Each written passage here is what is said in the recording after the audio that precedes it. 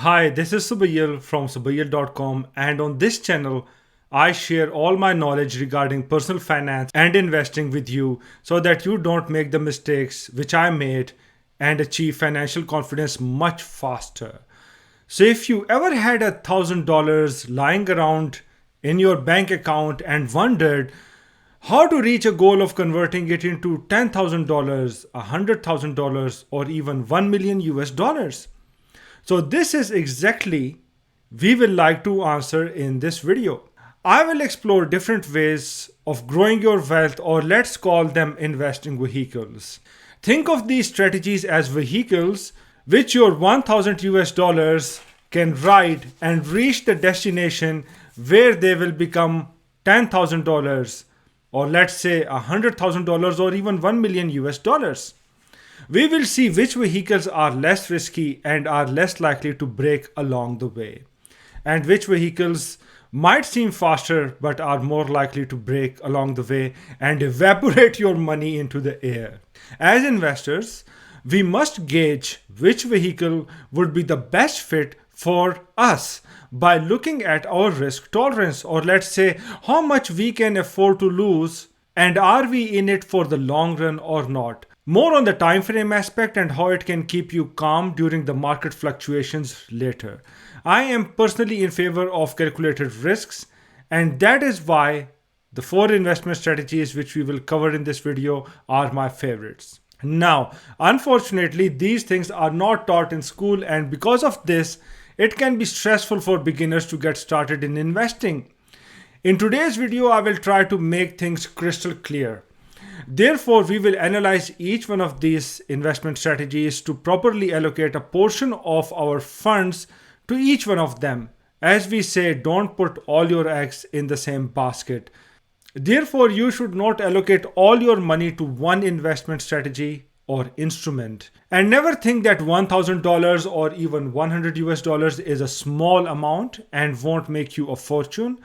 I am saying that because I myself started with 100 US dollars and developed a habit of investing which served me very well over the years. Today I will be revealing the exact strategies and mindset. So today we will start off with the least risky investment strategy, and gradually we will move towards the riskiest investment strategy out of all of these 4. I won't be telling you to place money in a bank account which pays you less than 1% interest per year. The reason is that I assume that you already have an emergency fund which can pay for your living expenses for 4 to 6 months. If you haven't, you should do that first since it is important. Now let's move on to the investing options from low to high risk and learn it to get absolute clarity on how they work and what we can expect. Now, let's dive deep into each one of these 4 investment strategies and allocate a portion of $1,000 which we have to each one of these 4 strategies. So the first one is gold. So in case of gold, I will give it a score of 2 out of 10 when it comes to risk profile, and I believe it is the least risky investment opportunity. Let me give you a bit of a background which will clarify why I like gold as an investment. So once the countries had a monetary system called the gold standard, where the value of the paper money was linked to gold or backed by a certain amount of gold. With this system, the countries agreed to convert paper money into a fixed amount of gold. A country that uses the gold standards is required to set a fixed price of gold and must buy and sell gold at that price only. This fixed price determines the value of currency. If the US goes back to gold standard as it was before 1933, in that case, it must set a fixed price of gold. So we won't see the price of gold fluctuating then. It will be a fixed price. So for example, if US sets the price of gold at 100 US dollars an ounce, the value of dollar would be 1/100th of an ounce of gold. The problem is that gold standard is not currently used by any government.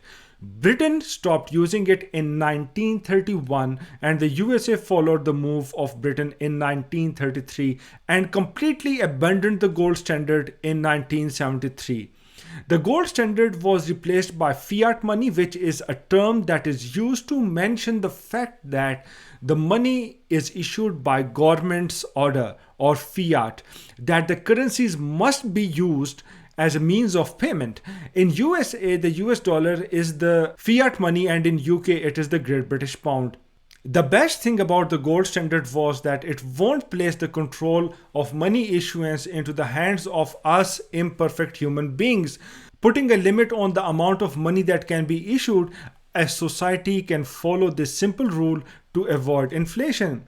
Due to the fiat system and tremendous printing of money, we know that since 1913, the US dollar has lost over 95% of its value, which means that the current purchasing power of US dollar is just 5% or around 20 times less than it was in 1913. And that is hard to believe, but it is a fact. Now let's have a look at the gold price. Since 1970, the price of gold has increased from 35 US dollars an ounce to around 1900 US dollars an ounce, which is its current price. It is a staggering 54 times increase, meaning if you had 1 US dollars invested in gold in 1970, you will now be having 54 US dollars. This is mind-blowing, isn't it? And that is why we say that gold did not lose its value while the US dollar did during this time period. And this is exactly why we say gold is a better store of value, meaning it retains its value or purchasing power over time. So if you are in your early 20s and if you invest just 100 US dollars in gold today, you will potentially end up with 5,400 US dollars when you retire, which is not a bad idea, isn't it? Therefore, allocating a portion of 1,000 US dollars to investing in gold is definitely a good idea. If I were to start my investing journey again, and if I had 1,000 US dollars, I will put 20% of 1,000 US dollars into gold, meaning 200 US dollars. Now, you can invest in gold in two ways. Either you can buy physical gold in the form of jewelry or gold bars, but that would be expensive, since the person selling these would want to make a profit from it. Therefore, most likely I would end up paying a higher price for gold that I want to own. The second method to invest in gold is to use a broker app, which is the method I use since it is very convenient to buy and sell gold. You can probably get it much cheaper on the app too. So you can invest in gold ETFs by using probably one of the most amazing apps called M1 Finance, which I have linked in the description below. If the promotion is still ongoing, you can earn 30 US dollars by signing up via my link, and the channel can benefit from that also. And if you are in the UK, you can easily invest in gold ETFs by using the free trade app, which I have also linked in the description below.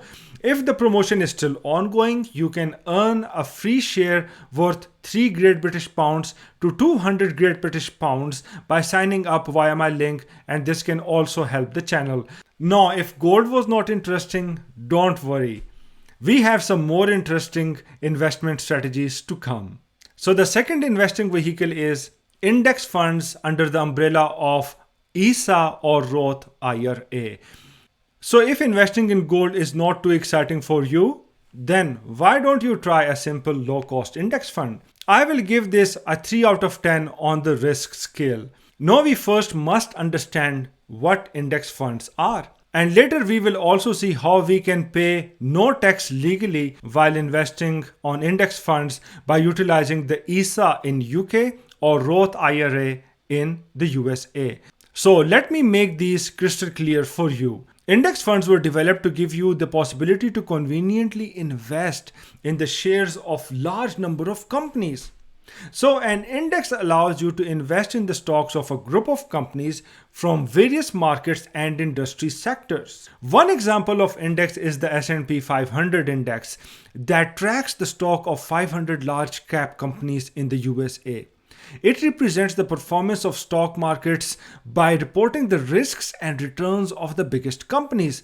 Therefore, if you invest in index fund, you are very diversified, which will lower your risk while giving you decent returns. Index funds are great because you don't have to pay the high management fee to fund managers, as is the case of mutual funds.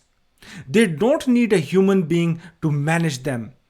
They simply operate with a fixed known formula. Number two, convenience, meaning you don't have to handpick the companies yourself and it simply follows an index. Number three, they have a proven track record of providing great returns in the long run. Now, the effectiveness of index funds can be gauged from the fact that during the past 10 years, the S&P 500 has given investors an average annual return of over 10%. So even if you had invested just $200 into an index fund each month with an annual return of 10%, over 30 years you would have $416,000, which is mind-blowing. The effectiveness of mutual funds can be seen from the fact that around 80% of funds that are actively managed or managed by fund managers were outperformed by index funds over a 10-year period. And in the long term, meaning 20 years or 30 years, I don't think there will be any actively managed funds which will be able to outperform an index fund, since humans make emotional trading decisions. Now let's see how we can keep the profits to ourselves by legally allocating our index funds investments into bags called Roth-IRA in USA and ISA in the UK. So when you place your index fund investments in them, your money will be protected against taxation. But these containers have an upper limit. For example, in UK, I think it is 20,000 Great British pounds or around 28,000 US dollars per year. If there was no cap on that, of course, everybody will simply put their stocks and index fund investments in these containers. So I will use this to my advantage and max out my allowance. Now, even though the S&P 500 is over $3,000 a share now, if you have only as little as $200 to invest, you can just buy a portion of the share. Therefore, allocating a portion of $1,000 to investing in index funds is very lucrative in the long run. If I were to start my investing journey again, and if I had only $1,000 with me, I would put 40% of the $1,000, meaning $400 into the index funds, meaning they will comprise 40% of my portfolio. You can easily invest in index funds by using the M1 Finance app, which I have linked in the description below. If the promotion is still ongoing, you can earn $30 by signing up via my link, and the channel can also benefit from that. If you are in the UK, you can easily invest in index funds by using the free trade app, which is super awesome, which I have also linked in the description below. If the promotion is ongoing, you can earn a free share worth 3 British pounds all the way up to 200 British pounds by signing up via my link, and the channel can also benefit from that. I will be grateful for your support. Now, the third investing vehicle is Real Estate Investment Trust, or REIT. So the third option is to invest in a real estate investment trust, as I mentioned, which is called REIT. As far as the risk is concerned, I will give it a 3 out of 10. So in case of REIT, money is collected from a group of people, and with that money, one or more properties are bought. These properties are then leased out or rented, which generates passive income. Therefore, REIT offers a low barrier to entry to invest in the real estate market, where all contributors are part owners of a property or a portfolio of properties.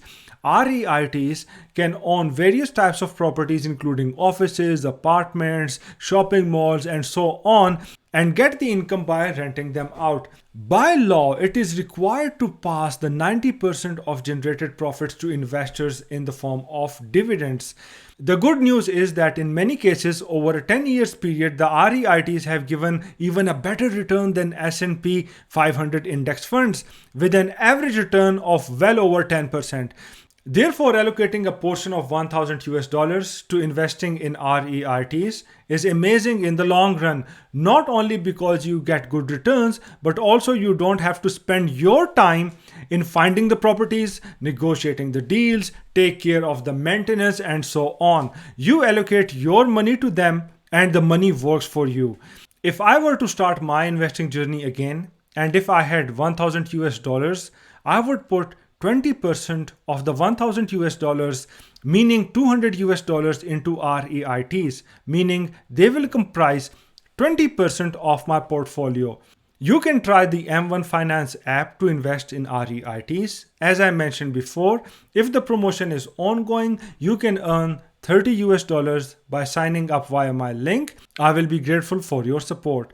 If you are living in the UK, you can easily invest in the REITs by using the free trade app, which I have also linked in the description below. If the promotion is ongoing, as I mentioned before, you can earn a share worth 3 Great British Pounds to 200 Great British Pounds by signing up via my link, and I will be grateful for your support. And the fourth investment vehicle is individual stocks. And I will tell you my own strategy, how I invest in individual stocks very conveniently. So I divide individual stock investing into two steps. So firstly, the money is allocated to buying the shares of companies shortlisted in the first step. And afterwards, the remainder of the amount is allocated to buying the shares of companies shortlisted in the second step. So in the first step, I simply look at the investment portfolio of Cathie Woods, of ARK Invest, Warren Buffett, and Chamath Palihapitiya, and pick the stocks which are common among the portfolio of at least two of them. With the Cathie Woods approach to shortlist companies which will impact several industrial ecosystems with their technology platforms, Warren Buffett's long-term investment approach, and Chamath Palihapitiya's ability to spot the major technology trends and growing sectors, I believe this approach will provide me with the list of companies in which I can confidently invest in long term. After getting the list of companies, I will allocate equal amount of funds to these companies. Since this investing strategy is still more riskier than index funds and gold, I will allocate only $200 or 20% of $1,000 to investing in individual shares of the companies. And out of those $200, I will make allocations to the first step and the second step. So if more than 3 companies make it to the list, I will allocate 50% of the $200 to the first step. And if less than 3 companies make it to the list, I will only allocate 20% of the funds to the companies that are shortlisted in the first step, and invest the remainder of 80% into buying the shares of companies that will be shortlisted in the second step. So in the second step, we are either left with 50% of our funds for this strategy or less 80% of our funds, meaning we will be either left with $100 or $160. So for the rest of the amount, as I mentioned already, irrespective of whether it is 50% or 80%, meaning $100 or $160, I will pick 2 companies from the portfolio of Cathie Woods, Chamath Palihapitiya, and Warren Buffett randomly and allocate the funds equally to all 6 of them. I will not include the companies that I already invested in the first step. With this strategy, I will be leveraging the expertise of some of the best minds in the world of investing, and you can choose the experts which you think are the best. If I were to start my investing journey, as I mentioned before, out of the $1,000, I will put 20% towards buying the stocks of individual companies, meaning $200 in all, in both step 1 and step 2. And in this way, individual stocks will comprise 20% of my overall portfolio. Once again, you can easily purchase the stocks of companies by using the M1 Finance app, which I have linked in the description below. If the promotion is still ongoing, as I mentioned before, you can earn $30 by signing up via my link, and this also supports the channel. If you are in the UK, you can purchase the stocks of companies by free trade app, which I have also linked in the description below. If the promotion is still ongoing, as I said before, you can earn a free share worth 3 Great British Pounds to 200 Great British Pounds by signing up via my link, and the channel can also benefit from that. I hope that this video has given you a lot of clarity on different forms of investing opportunities and strategies that might be difficult for the beginners to understand. I release videos related to investing and personal finance each week. If you have liked the video, then make sure to smash the thumbs up button. Remember to subscribe to the channel and push the notifications bell so that you don't miss out on the upcoming videos. Have a wonderful day, and I will see you in the next video. Bye.